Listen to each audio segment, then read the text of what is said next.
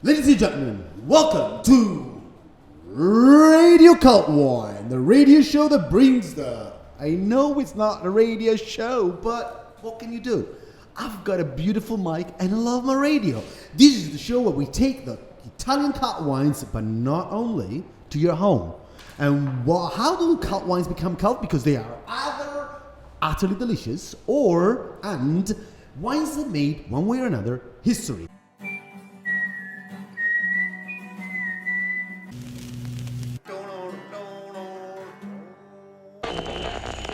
Radio Cult Wine Show.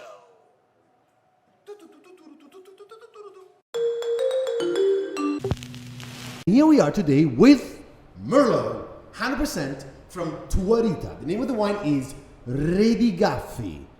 Beautiful hillside vineyard. I was gonna say, like, what is that vineyard? Beautiful hillside vineyard. 10 miles away from the seaside. Ancient clay soil.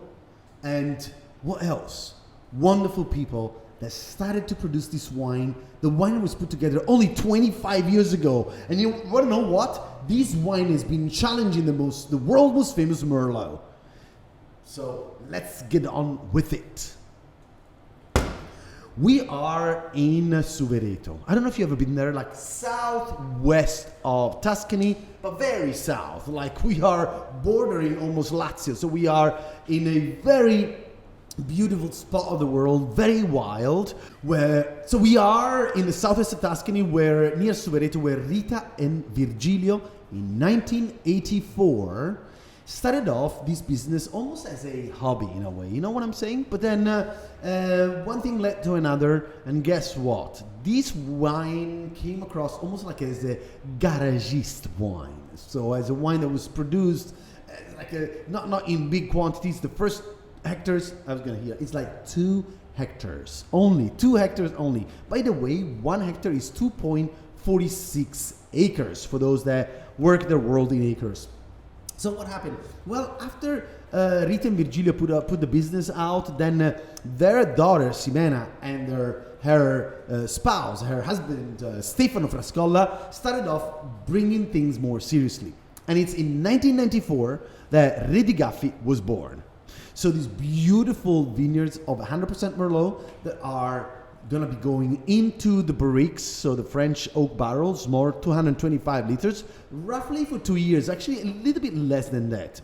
In this winery, there has been a winemaker that has been helping Frascolla, Stefano. His name is Luca da Toma. Luca da Toma started off his business actually in Rita, and is back in Rita now, and it'd be great one way or another. We're gonna interview. You know what I'm saying, man? We have to create another thing, Gilberto. We're gonna call it interview with the winemakers. That's what's gonna happen, guys. And Gilberto is shaking right now, like not anymore. But we're gonna do it because we wanna also hear the voices of these guys. So, what's been happening over there? Why did Redigaffi made it into history? Let me crack open the bottle. Magical moment. 2017. As you know by now, if you've been following my YouTube channel and my Instagram, please do so if you haven't done it yet. 2017 has been one of the hottest vintages in Tuscany. But actually, with Merlot, when we talk about varieties, we have to watch out when we say, like, how was the vintage? Because if you grab Sangiovese, it's going to take an extra month to be ready to harvest. So with Merlot, you're ready to harvest a month before. And as a result, you can talk about 2 completely different vintages. By the way, 2017 was very interesting because the heat arrived way in the spring. And you know what happens to the vine when that happens? The vine goes like, she's going to be going like, uh-oh, it's gonna be a hot vintage. And so she gets ready for it. And as a result, she's not gonna be stressed too much unless really, really heavy duty heat is gonna come through. Are you guys ready? I've been opening, it's been 20 years, guys. 20 years. Fucking open bottles professionally, I'm saying.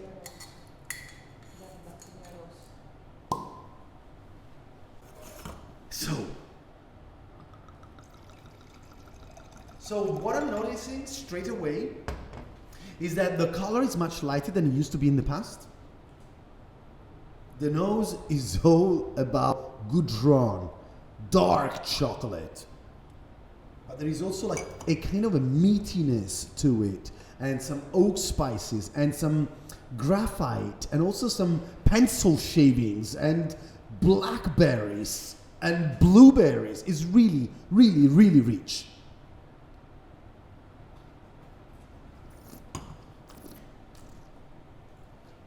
You know, when I'm doing this Radio Cult Wine Show, I'm just drinking the wine, man.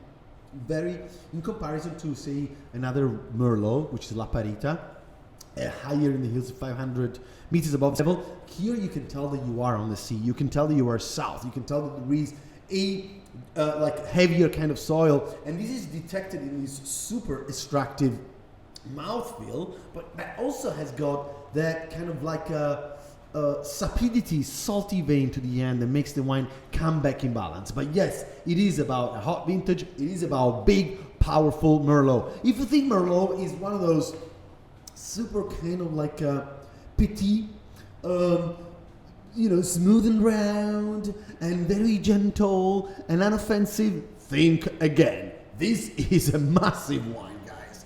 You know, for people that say like, I don't like Merlot, it's too round. You know, there was a guy who said, if anyone is gonna drink fucking Merlot, I'm out. I'm not gonna come to the restaurant. I don't drink any fucking Merlot.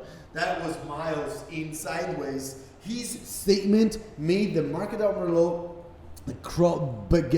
hit the wall, and instead Pinot Noir came into place. We'll talk about Pinot Noir soon. So what else can I say here? If you make a point on traveling to Tuscany to come visit this Rita estate, you'll find one of the most beautiful little family-run estate with lots of sunlight that comes through the estate, and incredible cuisine, because in Rita they know how to handle cooking. So I think I said it all. Check out my next episode, which might be again on Merlot, and super Tuscan style Merlot. This is all from Filippo Bartolotta and the Radio Cult Wine Show. Check you out later on.